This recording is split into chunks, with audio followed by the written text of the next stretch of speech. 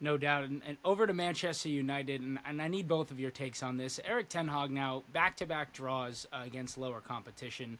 The one against Twente in the Europa League is one that really stands out at Old Trafford. I know we've spoken a lot about the fact that he may be a bit unsackable after getting backed in the summer, but at some point the board is going to get fed up.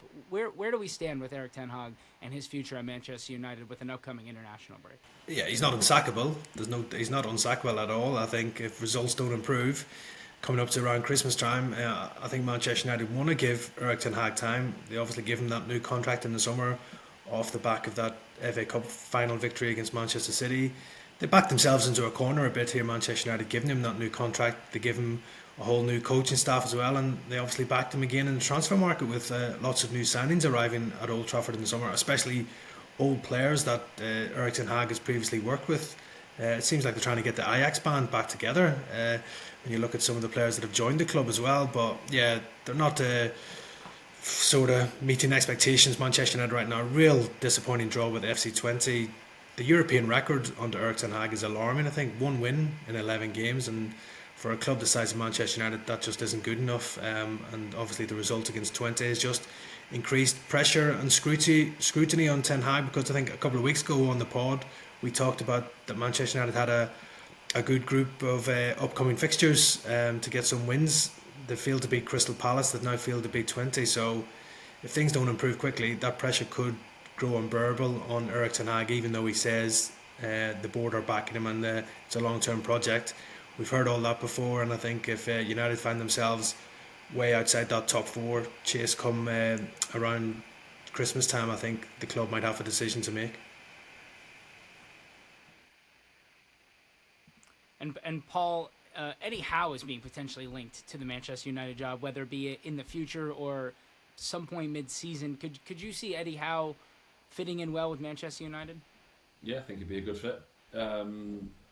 I think obviously it's not good to talk about a manager when he's still in his job, but I've spoken before about Erik Ten Hag. I'm surprised he's still in the job. They obviously went looking and interviewing candidates before offering him a new contract. For me, they've removed all the excuses for Erik Ten Hag. They've given him a new contract. They've backed him in public. Whether they back him behind closed doors in the boardroom, what's discussed, we don't know. And they've given him all the players that he wants. So for me, they look like they've removed the excuses. He's got no excuses. They've got a new contract. He's got the backing of the club, and he's got the players that he wants. So the excuses have been removed. You spoke about Gareth Southgate earlier on, and there's been a fit at Everton. I didn't see that, but the links that Manchester United, with Jason Wilcox, with Barada, with Dan Ashworth, with Sir Jim Ratcliffe at the helm. If you said, can you see Gareth Southgate in at Manchester United? Yeah, that's more of a link than the Everton link. You can see why. You can join the dots, and you can see how that can happen. Regardless of who it is, whether it's Eddie Howe that's potentially touted for Manchester United, let's not forget he's heavily linked to the England job, but it does look like Lee Carsley's getting that. He's been given that in interim charge, but I think that was purely for him to prove himself in the games. I think Lee Carsley will get the England job full time, so that kind of rules Eddie Howe out of that reckoning. So for Manchester United, yes, Eddie Howe, Gareth Southgate, those type of people will be in the frame.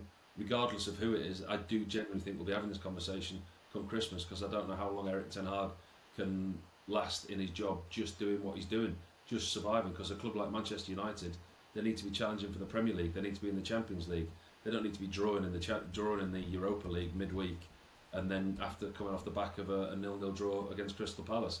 I was at the game, the Barnsley game, when they beat Barnsley 7-0, and I kind of got a little bit hoodwinked with everybody else into thinking, oh, United are playing brilliantly, they're getting back, they're a lot better.